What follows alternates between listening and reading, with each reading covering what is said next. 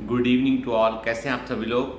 मुझे मालूम है कि सैटरडे को मैं नहीं आ पाया, संडे को भी मॉर्निंग में मैं नहीं आ पाया। सैटरडे को मैं जो है बॉम्बे गया हुआ था और बॉम्बे में मैंने शायद आपको कभी बताया नहीं, पर मेरे कुछ ऐसे फ्रेंड हैं जो आ, अच्छे पॉलिटिकली कनेक्टेड लोग हैं वो। तो मैंने उनको पूरा इशू बताया भी कि वो कैसे हमारी हेल्प कर सकते हैं और कैसे वो गवर्नमेंट तक हमारी बात को पहुंचाने में मदद कर सकते हैं, क्योंकि जो जितना बड़ा इशू है ये एनटीए वाला, तो उसमें हमको सारे रिसोर्सेज इस्तेमाल करने पड़ेंगे। मतलब उसमें हमको जो है वो कानूनी कार्रवाई से लेकर बातें कम्युनिकेट करने से लेकर हर तरह का प्रेशर हमें क्रिएट करना पड़ेगा, ठीक है ना। तो मैंने उनको बताया भी कि भाई पॉलिटिकली क्या एडवांटेज और क्या डिसएडवांटेज इस चीज़ के हो सकते हैं, यदि जो है वो, हालांकि बहुत समझदार लोग हैं वो। पर मैंने उनको बताया कि सेंट्रल गवर्नमेंट तक ये बात आपके थ्रू पहुँचेगी ना, जरूर कोई एक्शन होगा, ठीक है। चूँकि वो काफ़ी प्रोमिनेंट व्यक्ति हैं और तो मैं उनका नाम अभी आपके सामने नहीं लूँगा मैं, कोई कारण क्या होता है ऐसा नाम लेने से जो है ना वो कई बार बार बातें डाइल्यूट हो जाती हैं। पर मैंने उनसे कहा है कि वो कम से कम जो है वो जो नई गवर्नमेंट जो बनने वाली है उसके रिस्पॉन्सिबल मिनिस्टर तक बात तो पहुंचाएं, ताकि वो उस चीज़ पर संज्ञान ले सके, इस पर वो कुछ कर सकें वो, ठीक है। अब रही बात, कुछ बच्चों ने कहा कि सर आप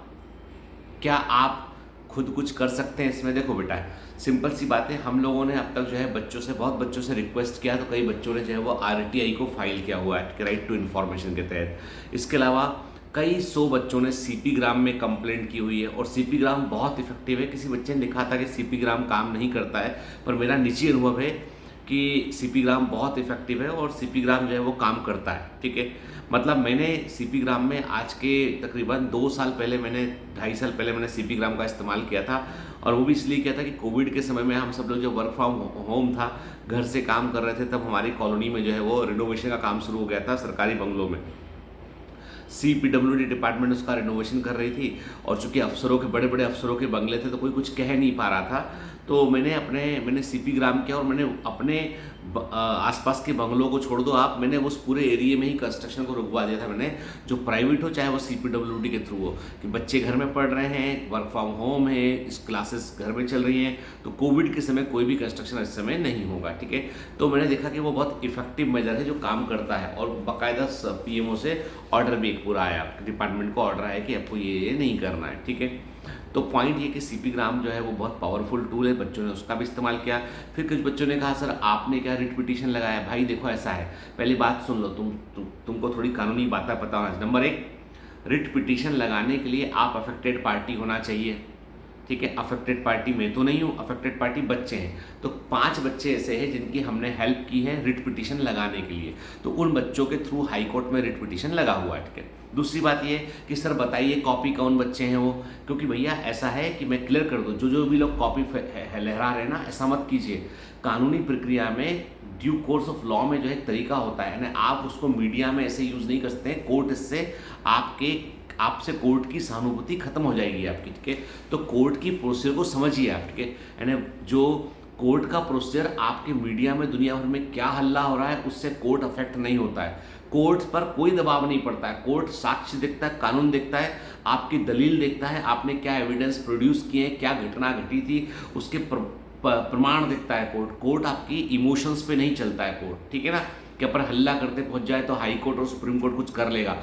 रिट पिटीशन लगाने का मतलब ये कि भैया जो अफेक्टेड पार्टी है, जिन बच्चों के साथ जो घटा है, वो इनजस्टिस जो हुआ है, वो अपनी कंप्लेंट करेंगे, उस पर सुनवाई होगी। तो 4-5 बच्चे ऐसे आइडेंटिफाई किए जिन्होंने इस चीज़ को उन्होंने पिटीशन में लेके गए, 5 बच्चे टोटल वो है, ठीक है। तो उनकी मदद की थ्रू लॉयर, उसमें कोचिंग चलाने वाला व्यक्ति, मान लो मैं कोचिंग चलाने वाला व्यक्ति हूँ, ठीक है ना, ऐसा मान लेते हैं अपन। तो ऐसा व्यक्ति रिट पिटीशन लगाएगा तो वो वाइज हो, मतलब वो हमारे लिए पब्लिक इंटरेस्ट लिटिगेशन का प्रोसेस भी बहुत टिपिकल हो, लोगों ने बहुत सारे अननेसेसरी PIL लगाए, तो वो भी इशू वाला काम है। तो प्लीज़ जिन लोगों ने भी पिटीशन लगा रखे हैं, रिट लगा रखी है ना, तो पब्लिकली ढिंडोरा मत पीटिए उसका, ठीक है। उससे क्या दिक्कत होगी, उससे जस्टिस मिलने में दिक्कत होगी अपने को, ठीक है ना। पब्लिकली आप हल्ला कीजिए कि एनटीए चोर है, एनटीए ने गलत किया, एनटीए ने स्कैम किया। ये पब्लिक की आवाज़ नेताओं तक पहुंचना चाहिए, ठीक है, अधिकारी वर्ग तक पहुंचना चाहिए। जब आप देखो, मेरी बात ध्यान सुनो, आप कानूनी प्रक्रिया का सहारा लेते हैं, रिट पिटीशन लगाते हैं, आप कोई कोर्ट की प्रोसेस को चालू करते हैं, तो कोर्ट डिसाइड करेगा इसमें, और कोर्ट को सोशल मीडिया से कोई मतलब नहीं है। सेकेंड चीज़ इसके अलावा है कि आप जब लिखित में कंप्लेंट करेंगे, आरटीआई दायर करेंगे, सीपी ग्राम करेंगे, आप लिखित में चिट्ठी भेजेंगे आप बाकायदा, तो उससे एनटीए के अफसरों पर फर्क पड़ेगा, ठीक है। और जो सोशल मीडिया पे हम जितना हंगामा कर रहे हैं ना, उससे नेताओं पे फर्क पड़ेगा, उनकी पॉपुलैरिटी पे फर्क पड़ेगा। आप सभी लोगों को एक काम और करना है, अपने अपने एरिया के विधायक को ढूंढिए, कौन वहाँ का एमएलए है, कौन वहाँ का एमएलए है उसको ढूंढिए, कौन वहाँ का डिस्ट्रिक्ट कलेक्टर है उसका पता लगाइए, और डिस्ट्रिक्ट 25-30 बच्चे इकट्ठे हुए हर जिले में, हर तहसील में 25-30 बच्चे इकट्ठे हुए, और आप लोग कलेक्टर को ज्ञापन दे के आइए, विधायक को ज्ञापन दे के आइए। आपके सांसद तो भी होंगे नहीं वहाँ पे, सब दिल्ली में है तो उनको कोई मतलब नहीं बनता है, ठीक है ना। तो आप सभी लोग जो है वो छोटे स्तर पे ये प्रयास कर सकते हैं अपने लोकल में अवेयरनेस के लिए, ठीक है ना। आप सभी लोग जो है वो दैनिक भास्कर या अपने लीडिंग जो अखबार होता है, हर अखबार का हर जिले में एक न्यूज़ ब्यूरो होता है, तो उस न्यूज़ ब्यूरो को लिखित में कंप्लेंट दीजिए, लिख के दीजिए कि हमारी खबर को कवर कीजिए आप, ठीक है ना। तो उससे क्या होगा, थोड़ा सा जो है वो लोकल लेवल पे हाइप क्रिएट होगी उससे। और सबसे बड़ी बात ये है कि हमको दबाव बनाना है एनटीए, हमें एनटीए पर दबाव बनाना है ताकि एनटीए जो है वो हमको जस्टिस दे सके उठ के। और एनटीए तो देखो जस्टिस क्या देगा एनटीए ना, उसके पास देने को बेईमानी के अलावा है क्या उठ के। लेकिन अब कितना सच है कितना झूठ है मैं कह पाना थोड़ा मुश्किल है, लेकिन ये है कि हाँ एनटीए 2 काम कर सकता है। पहला काम करेगा वो कि वो जिन बच्चों को बोल रहा है ग्रेस मार्क्स दिए हैं, उनके ग्रेस मार्क्स को हटाकर जो है लिस्ट को पब्लिश करेगा, लेकिन वो डेटा गलत है। जो 1600 बच्चों का एनटीए बोल रहा है ऐसा नहीं है, 1600 बच्चों से पूरा मतलब ये बहुत बड़े लेवल पे हुआ है, और एनटीए इसके बारे में कोई ट्रांसपेरेंट जानकारी हमको नहीं दे रहा है, तो हमको जानकारी मांगनी नंबर 1। नंबर 2 ये है कि वे सारे सेंटर जहाँ पर थोड़ी भी धांधली की खबर है, वे सारे स्टेट जहाँ पे पेपर लीक होने की खबर है, वहाँ पर नीट को रिकंडक्ट होना चाहिए। आप बोलेंगे सर आप रीनीट की बात कर रहे हैं, देखो जस्टिस मिलने का एक ही तरीका है, किस समय जिस लेवल पे धांधली ये हो चुकी है, जिस लेवल पर ये हल्ला हो चुका है, वहाँ पर सच में जस्टिस तभी मिलेगा जब नीट का एग्जाम दोबारा होगा, ठीक है। क्योंकि जैसे ही आप लिस्ट दूसरी बना के डालोगे ना, फिर जो अफेक्टेड लोग हैं वो हाईकोर्ट जाएंगे, वो कि हमारा नाम निकाल दिया, पहले नाम था अब निकाल दिया। तो ऐसी कंडीशन में एनटी के पास जो है चुल्लू भर पानी में डूब मरने के अलावा, अपना मुंह छिपाकर भागने के अलावा कोई दूसरा ऑप्शन है नहीं एनटी के पास। तो मतलब मुझे लगता है कि रीनीट जो है वो होने की संभावनाएं धीमे धीमे बन रही हैं। पर चूंकि देखो ऐसा है, सरकार बहुत पावरफुल होती है, गवर्नमेंट जो है वो यदि अड़ गई तो अड़ गई, फिर क्या कर लोगे आप। तो मतलब मेरा मानना ये है कि इस समय जो है यदि मामला सुप्रीम कोर्ट तक पहुंचता है तो सुप्रीम कोर्ट के डायरेक्शन पे जो है नीट का एग्ज़ाम दोबारा हो सकता है, ठीक है। तो ये बिल्कुल दिमाग से निकाल दीजिए कि नीट का एग्ज़ाम दोबारा नहीं हो सकता, क्योंकि जिस लेवल का प्रेशर क्रिएट है तो उसमें केवल 1600 लोगों को हटा के लिस्ट को रिलीज कर देने पर फिर एक नया पैच फंसेगा उसमें जाके, ठीक है। पेपर लीक वाला पैच पूरा गायब भी हो जाएगा उसमें। अब इस पूरे एपिसोड में यदि मैं देखूं तो एक बहुत बड़ी लॉबी है जिसको बहुत बड़ा फायदा हो रहा है। यदि सब कुछ ऐसे ही रहा तो एक बहुत बड़ी लॉबी जिसको सबसे बड़ा फायदा पहुंचेगा वो है प्राइवेट मेडिकल कॉलेज की लॉबी। प्राइवेट जब 600 नंबर पे आपको एमबीबीएस नहीं मिलेगा तो आप क्या करोगे, गवर्नमेंट कॉलेज में एमबीबीएस नहीं मिलेगा तो फिर जो लोग अफोर्ड कर सकते हैं बैंक से लोन लेके वो प्राइवेट कॉलेज जाएंगे। तो प्राइवेट कॉलेज वालों की चांदी हो गई इस बार, और एमबीबीएस फ्रॉम अब्रॉड कराने वाले जितने भी एजेंट हैं, ब्रोकर हैं, उनकी चांदी हो गई इस बार। तो बहुत मतलब हमको फूक फूक के कदम रखना है कि ये, क्योंकि क्या हो रहा है कि ये जो एक सिंगल स्टेप नहीं, इसमें मल्टीपल लेवल इन्वॉल्व है, इसमें बहुत सारे लेवल इन्वॉल्व है इसमें, तो उसको समझना बहुत जरूरी है हमको। तो इसलिए प्रेशर बनाना है सरकार को सुनाने के लिए, आरटीआई दायर करना है, सीपी ग्राम करना है अधिकारियों को चेतावनी देने के लिए, और कोर्ट में कंप्लेंट करना है, पीआईएल जो है अपना क्या बोलते हैं रिट पिटीशन लगाना है। जो अफेक्टेड बच्चे हैं वो लगा सकते हैं बेटा, ठीक है ना, है ना। तो बिल्कुल वैसे करना है। तो कोर्ट के मामले में शांत रहिए, ज़्यादा चर्चा मत कीजिए उसकी, ठीक है। जो चर्चा करना है वो हमको सरकार के लिए चर्चा करना है, ये बिल्कुल बेसिक रूल्स हैं, ठीक है। तो ऐसा मत सोचिए कि मैं कुछ कर नहीं रहा हूँ, मैं अपने लेवल पे सारा मतलब हर लेवल का प्रयास मैं कर रहा हूँ, लेकिन वही वाली बात है ना कि मैं चूंकि डायरेक्ट अफेक्टेड पार्टी नहीं हूँ, इसलिए मेरी एक लिमिटेशन है उसमें कि बच्चों को आगे रखना पड़ता है मुझे, है ना। तो वो चीज़ का भी ध्यान समझिए। और रही बात यदि रीनीट होती है तो मैं क्या हेल्प करूँगा, रीनीट होगी तो बायोमेंटस अपना क्रैश कोर्स का पूरा एक्सेस सारे बच्चों के लिए खोल देगा। बायोमेंटर्स का जो क्रैश कोर्स है, जैसे ही नीट का अनाउंसमेंट होता है मैं क्रैश कोर्स का पूरा एक्सेस आपके लिए खोल दूंगा, सारे बच्चों के लिए मैं खोल दूंगा भाई, कि जितने बच्चे चाहे जो बायोमेंटर कमांडो रहे हो ना रहे हो, सब लोग आके देखो, सारे लेक्चर देखो, सारे डीपीएस लगाओ, सारे टेस्ट दो, सब कुछ करो, और लास्ट में कुछ मॉक टेस्ट भी मैं कंडक्ट करवा दूंगा उसमें, ठीक है। तो उसकी चिंता मत कीजिए, मतलब मैं दिल से आप सब लोगों के साथ में हूँ, है ना। और अब बहुत बड़े पैमाने पर यह हल्ला हो रहा है, और तमाम टीचर्स, तमाम लोग जो है वो उस पर पूरा कोशिश कर रहे हैं, जैसे कि जो है कुछ बड़े प्रोमिनेंट टीचर हैं, उन्होंने भी इसमें काफ़ी कुछ किया। जैसे कि आप देखो तो कोटा के जो है वो अपना एनवी सर का नाम सुना हुआ है, अमर सर कभी कभी बताया करते हैं उनके बारे में, कभी जानते होंगे किसी सूरत में उनको कभी।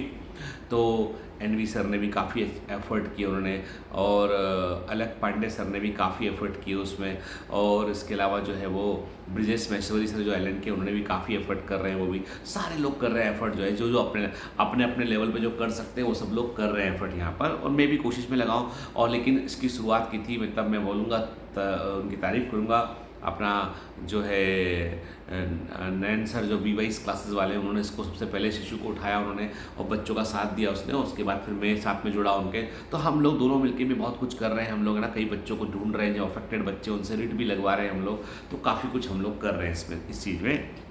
पूरी लॉबी, चाहे जितने भी मन में डिफरेंसेस हो, चाहे जितने भी लोगों के बीच बिजनेस को लेके या किसी चीज़ को लेके कंपटीशन हो, उस सबको भूल के सब व्यक्ति बच्चों के साथ में और बच्चों के लिए काम कर रहे हैं, ठीक है। तो मैं उन सभी टीचर्स को धन्यवाद देना चाहूँगा जो लोग बच्चों के साथ जुड़े हैं, और हमको देखिए ऐसा है कि हमको पूरा सारे बच्चों के लिए ऐसे ही करना है, हमको इनजस्टिस कहीं पर भी होगा हम लड़ेंगे। तो इसके लिए मैंने अभी प्लान किया है कि मैं एक ऑर्गेनाइजेशन बना रहा हूँ मैं, जिसको मैंने नाम दिया था यंग अर्बन विजनरी एडवाइजर्स। तो किसी बच्चे ने बोला सर इसको यंग यूनाइटेड कर लो, तो यंग यूनाइटेड जो है वो यंग यूनाइटेड विजनरी एडवाइजर्स की सारे यूथ जो है एक साथ जुड़ेगा, सरकार को समय समय पर बताएगा कि भाई क्या करना है हमको, हम लिखित में करेंगे, कार्रवाई करेंगे। ये कोई पॉलिटिकल ऑर्गेनाइजेशन नहीं होगा, ये एक यूथ ऑर्गेनाइजेशन होगा, क्योंकि हमको अपनी बात कहने के लिए एक मंच चाहिए। बाकी सब पॉलिटिकल हो चुके हैं, बीजेपी वाले बीजेपी की बात सुनते हैं, कांग्रेस वाले कांग्रेस की बात सुनते हैं, कि सबके अपने अपने एजेंडे ढूंढते हैं। हमको एक प्लेटफॉर्म चाहिए भैया, हम सरकार को हड़का सकें, हम जाके बोल सके कि नहीं भाई ये नहीं करना, हमारे युवा के लिए नौकरी का प्रबंध करो, हमारे लोग जो पढ़ पढ़ के पास होकर निकल रहे हैं उनकी डिग्रियों का क्या मतलब है बताओ। आप हमको हमारे लिए एक पूल बनाओ कि फॉरेन भी यहाँ से लोग जहाँ जरूरत है वहाँ पे आप भिजवा सको लोगों को काम करने के लिए, ठीक है। अपनी कंट्री में यहाँ पे हम काम कर सकते हैं, वहाँ पे हमारे लिए रोजगार के अवसर क्रिएट करो, ठीक है। आप ये मत बोलना कि आप जो है वो पकौड़ा तल लो, पकौड़ा तलना भी रोजगार है, मान लेता हूँ मैं, ठीक है। पर सब तो दुनिया के सारे यूथ पूरा पकौड़ा तलेगा तो खाएगा कौन उसको, ठीक है। तो मतलब पॉइंट ये कि हमको वैरायटी ऑफ रोजगार खोजने पड़ेंगे, और हमको नए जो दुनिया बात कर रही है आर्टिफिशियल इंटेलिजेंस की, और हम बात कर रहे हैं एक छोटी सी नौकरी कहीं मिल जाए उसकी, उसको बदलना पड़ेगा। दुनिया कहाँ से कहाँ पहुँच रही है, हम पेपर कंडक्ट नहीं करा पाते नीट का पेपर कंडक्ट कराने में इतनी धांधली, इतनी गलती कि एक तो मैं कहता हूँ कि ये जो जब आप इलेक्शन होते हैं तो आप लोगों का आप एक बार वो ड्राई रन करते हैं, उसको करवा के देखते हैं, वो बहुत कलेक्टर लोग बहुत सारा एफर्ट करते हैं, इलेक्शन में कोई गलती नहीं होना चाहिए। जब नीट के से बड़ा एग्जाम होता है तो आप लोग इन्विजिलेटर को आता पता नहीं, कौन गलत पेपर बांट दिया, हिंदी वाले बच्चे को इंग्लिश का पेपर दे दिया, इंग्लिश वाले को हिंदी वाले का पेपर दे दिया, गलत OMR शीट मैच नहीं कर रही पेपर से। ये सब क्यों होता है? इतना अनट्रेंड स्टाफ क्यों है आपके पास? और आप एग्जाम को जब कंडक्ट करवाते हो तो भैया इतने छोटे छोटे सेंटर क्यों बना दिए आपने जहां से पेपर लीकेज होने की संभावनाएं बढ़ गई? आप तो राजधानी में रखो भाई, 2 बड़े शहरों में सेंटर बना दो, बच्चे पहुंच जाएंगे, मत चिंता करो, किराया लग पहुंच जाएंगे, लोग कर लेंगे, पहले भी पहुंचा करते थे लोग बाग। जितने सेंटर खोल के आपने जितना हम 2 लोग इन्वॉल्व थे इसके अंदर, इतने सेंटर थे, हजारों सेंटर पे कराया, ये हमारा अचीवमेंट है। अरे भाई NTA वालों, तुम्हारा कुछ अचीवमेंट नहीं है, तुम बच्चों को मिल जाओ ना, बच्चे जो ऐसा जुतम पैदा करेंगे कि पता नहीं चलेगा कि तुम हो कौन, ठीक है। मतलब NTA वालों को मैं साफ साफ बोलो कि बच्चों को बताना भी मत तुम NTA में काम करते हो, किसी आदमी के सामने बोलना ही मत कि NTA में काम करता हूँ मैं, क्योंकि भैया अभी बच्चा बहुत गुस्से में घूम रहा है, समझ गए बात को। तो मैं आपके भले के लिए बोल रहा हूँ भैया, इसलिए ऐसा मत करो।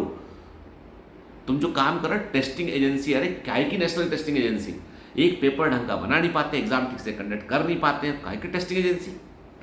तुमसे 1,00,000 गुना अच्छा CBSE बोर्ड था जो एग्जाम कंडक्ट करवा लिया करता था, तुमसे 1,00,000 गुना अच्छे स्टेट के बोर्ड थे, तुमसे 1,00,000 गुना अच्छा जो है एम्स वाले थे।